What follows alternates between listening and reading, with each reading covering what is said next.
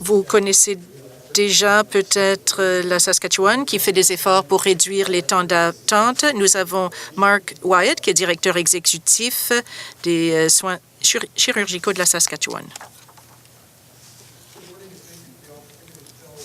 Bonjour et merci de me permettre de vous expliquer nos initiatives chirurgicales en Saskatchewan. Je vais vous expliquer ce qu'est cette initiative et ensuite je vais vous donner les points saillants, ce qui fait vraiment valoir l'efficacité, la durabilité et les soins axés sur le patient. Ça semble un peu périmé peut-être de parler de temps d'attente pour une chirurgie. C'était tellement le mot d'ordre en 2004-2005, mais c'est quand même très opportun aujourd'hui. C'est encore pertinent, non seulement chez nous, mais ailleurs. Selon les sondages que nous avons vus plus tôt, on dit que l'accès est quand même une des préoccupations, un des problèmes. Lorsqu'on a élu un nouveau gouvernement en Saskatchewan, on a effectué un examen sur le patient d'abord qui changeait un peu comparé aux études du passé. Au lieu de parler aux personnes normales, on a fait un plus gros effort pour parler aux patients. Et ce n'était pas étonnant, mais la perception en Saskatchewan et la réalité est que l'accès aux chirurgies, accès à l'imagerie diagnostique étaient les questions de première importance. Ce qui en est ressorti est que plusieurs de ces questions ont été répondues dans le sondage. Alors merci, M. Wright.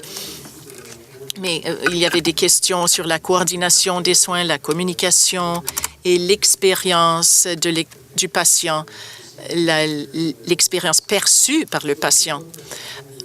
Alors, en étudiant comment on allait se pencher là-dessus, on a appelé ça la stratégie suivant l'examen du patient d'abord. On voulait voir comment on pouvait agir différemment afin d'arriver à une approche innovatrice pour réduire les temps d'attente, mais aussi pour rendre le système plus pérenne, pour l'assurer pour le long terme, non seulement réduire les temps d'attente, mais changer le système en entier afin d'éviter d'autres retards à l'avenir.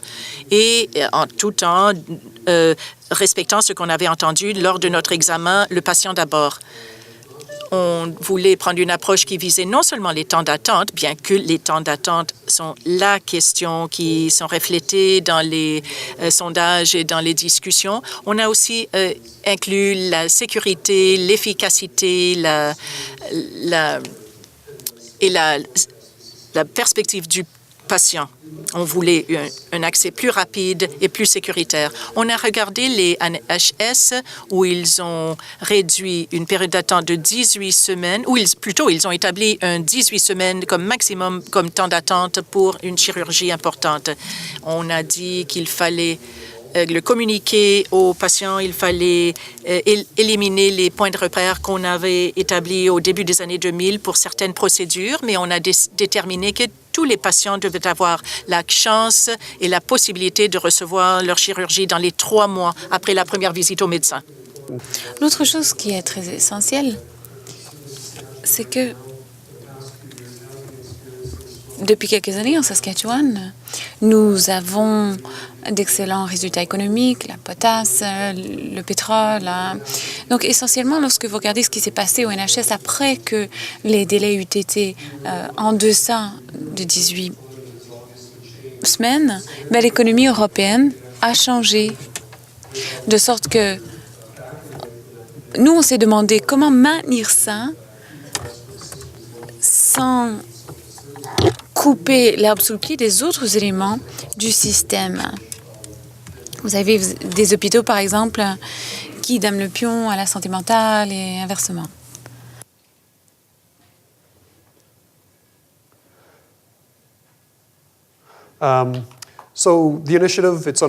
L'initiative, un cadre de 4 ans, issu des recommandations Patient First, des progrès lents pour réduire le temps d'attente. On se disait qu'il faudrait au moins 30 ans pour les réduire, ce qui est inadmissible. C'est fondé sur le NHS. C'est une admission que simplement ajouter plus ne fonctionnerait pas.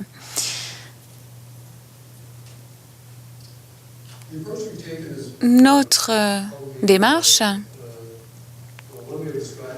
une façon de la décrire serait une combinaison de muscles et de matière grise. C'est-à-dire que on ne pouvait pas passer de longs délais à 3 mois en 4 ans.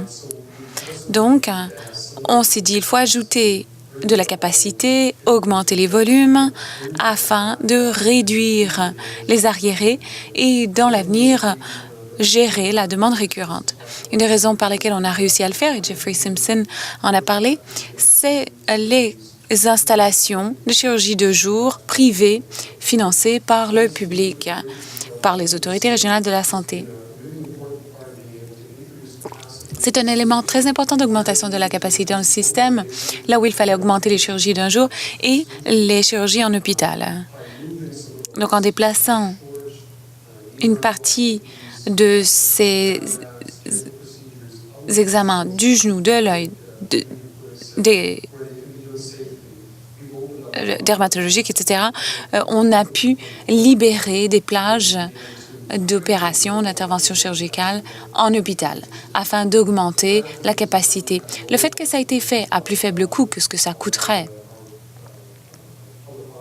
dans un hôpital, à l'origine, la différence de coût n'était pas énorme.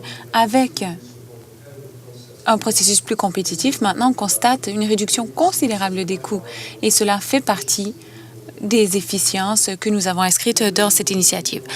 L'autre problème qu'on a eu, c'est qu'une augmentation de chirurgie, du nombre de chirurgies, oui, ça aide, mais le problème, c'est que on a un gros problème de distribution. Je ne sais pas dans quelle mesure ça existe ailleurs, mais ce qu'on a constaté, c'est que lorsqu'on regarde les gens qui attendent 12, 18 mois, la moitié sont sur les listes d'attente de 10 chirurgiens, 10% d'un seul chirurgien. Donc, sur le plan des volumes, ça représente un gros problème. Donc, il fallait trouver un moyen de régler ce problème des distributions. D'abord, c'était de donner plus de temps de bloc opératoire aux patients attendant depuis longtemps. Mais ce que ça crée, c'est une situation d'abondance ou de disette, où les gens qui ont des longues listes d'attente ne peuvent pas accélérer la cadence. Et ce que vous dites, c'est que plus vous en faites, plus vous aurez de temps de bloc opératoire. Alors, voici quelques éléments de réflexion sur la possession ou l'adhésion du patient et le choix du patient. D'abord, on a constaté que les longues listes doivent faire l'objet d'une conversation avec le patient.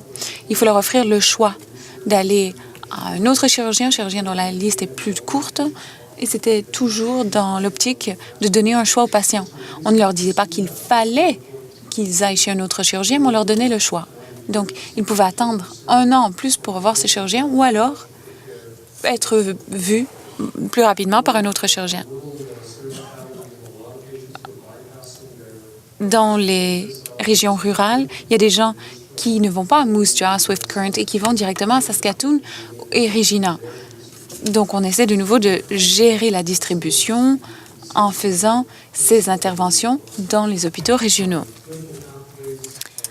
Parcours clinique, un des autres exposants en parlera plus avant, mais les parcours cliniques, ça permet de rationaliser le processus pour le patient, mais aussi, ça nous permet de faire ces interventions là où elles doivent être faites, c'est-à-dire des chirurgies qui doivent être faites par des chirurgiens, oui, mais alors d'autres interventions qui n'ont pas besoin d'être faites par un chirurgien. Les neurochirurgiens, par exemple, ont dit que pour tous les 100 patients qu'ils voyaient, il y en avait 10 à 20% qui sont des candidats à la chirurgie générale. Alors, pourquoi ne pas prendre... ou plutôt 10 à 20% étaient ceux de chirurgie neurologique et les autres auraient pu être vus en chirurgie générale. Donc, on a maintenant 15 groupes spécialisés qui font de l'aiguillage groupé. On nous dit que les patients ne sont pas d'accord avec ça. On continue d'offrir le choix. Soit on est aiguillé directement vers un spécialiste, ou alors on va dans un pool, un groupe. Et ce qu'on constate, et je me sers du groupe d'obstétrique-gynécologie de Regina, par exemple, pour les chirurgies non nécessaires, c'est environ 15%. Pour d'autres catégories, c'est 25%. On a commencé il y a quelques mois avec les chirurgiens généralistes Prince Albert. 80% des patients là-bas ont dit qu'un pouls, c'était très bien, que ça n'avait pas d'importance de savoir quel chirurgien le fait. Pour la chirurgie, 60 %, donc on choisit le regroupement. Donc, ça vous montre ici, en 4 mois en chirurgie, le groupe d'obstétrique gynécologie, on a réduit le temps d'attente de plus de moitié. Le plus long est passé de 165 jours à 74 jours pour voir un obstétricien. Et le délai moyen est passé a diminué de 10 jours. Donc, vous savez peut-être que nous, on a adopté l'approche Lean. Notre sous-ministre, j'allais dire John Wright, mais ce n'est pas le cas. Notre sous-ministre actuel, Dan Florizone, vous dirait qu'on est Lean à l'excès.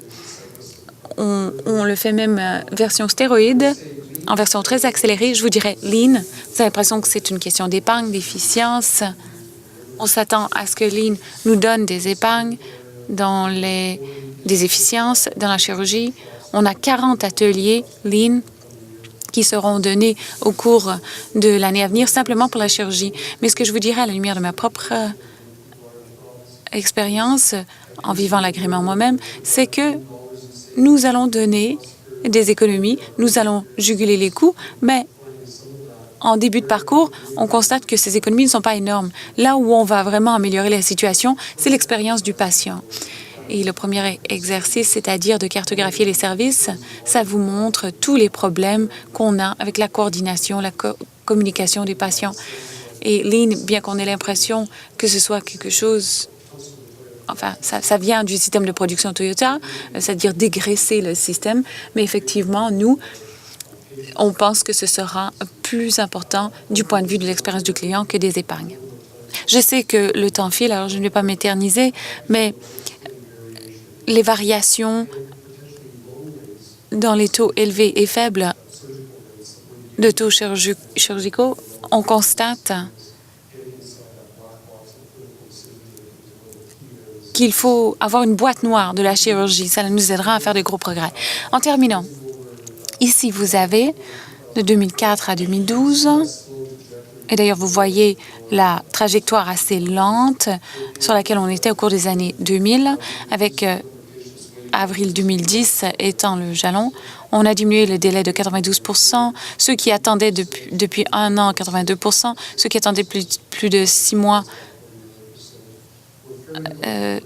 près de 60 %, 3 mois, 47 %. On pense qu'on arrivera à l'objectif des 3 mois d'attente pour une chirurgie d'ici avril 2014 à Saskatoon et dans la majorité des régions. Regina vit de petites difficultés. Il faudra peut-être 1 an de plus, mais pour nous, la victoire, c'est pas seulement offrir un meilleur accès, mais bien offrir des services de plus grande sécurité, de meilleure qualité, et de reconcentrer nos ressources sur la santé mentale et les soins de première ligne en libérant la chirurgie en hôpital. Merci.